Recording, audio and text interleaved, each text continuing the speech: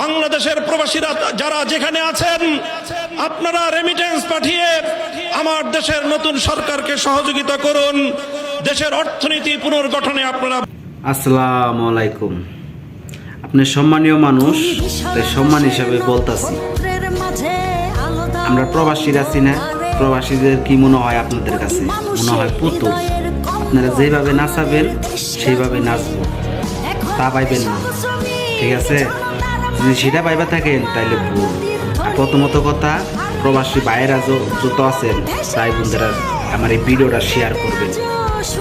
তো শুনে রাখেন, দেশ আন্দোলন করলেন, ছাত্ররা আন্দোলন করলো, আপনাদের দাবি রাখে না, তখন হাত জোরে তখন বললেন কি, প্রবাসী ভাইয়েরা আপনাদের কাছে হাত জোর করে বলতেছি, আপনারা রেমিটেন্স বন্ধ করেন। সরকারের পতন যতক্ষণ না হয় ততক্ষণ আপনারা রেমিটেন্স বন্ধ করেন। আচ্ছা, আপনাদের দাবি রাখলাম, আপনাদের কথা রাখলাম, কই আমাদের তো কোনো কথা রাখলেন না।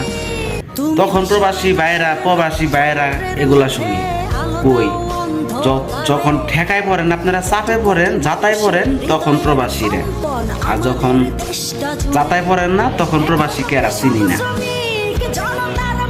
একবার তো শুনলাম না আপনাদের মুখে যে প্রবাসীদের কোনো কিছু করা উচিত বা তাকে সুযোগ সুবিধা করা উচিত। কই প্রবাসীদের তো কোনো কথা শুনি না। রেমিটেন্স বন্ধ করেন প্রবাসী ভাইরা, এখন দেশ দেউলে হইতাছে, দেশে ব্যাংকে টাকা নাই, দেশে পরিস্থিতি খারাপ, এখন প্রবাসী ভাইরা রেমিটেন্স পাঠান। এখন প্রবাসীদের কথা মুখে আসে, রেমিটেন্স যোদ্ধারা টাকা পাঠান, রেমিটেন্স পাঠান, খালি টাকা পাঠানোর জন্য প্রবাসী ভাইয়েরা।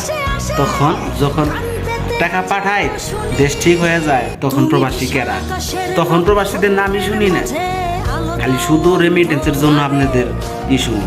আমাদের টাকা দিয়া আজকে বাংলাদেশের এই পরিস্থিতি, বাংলাদেশ উন্নত। কই যাদের জন্য দেশ উন্নত তাদের জন্য তো কোনো কিছু করলেন না। আরে কথায় আছে যে গরু দুধ দিব, সেই গরু নাতি খাওয়া ভালো। আর আপনারা কি ভাবেন? আপনারা ভাবেন উল্টা, দুধ দিছে তো দিছেই, এরে উল্টা নাতিটা ভালাই দেই। আপনারা ভাবেন সেটা ভাইবেন না। সেটা যদি ভাবেন ভুল। হায়রে মানুষ, এই নামি বলে বাঙালি হায় হায় জিন্দাবাদ।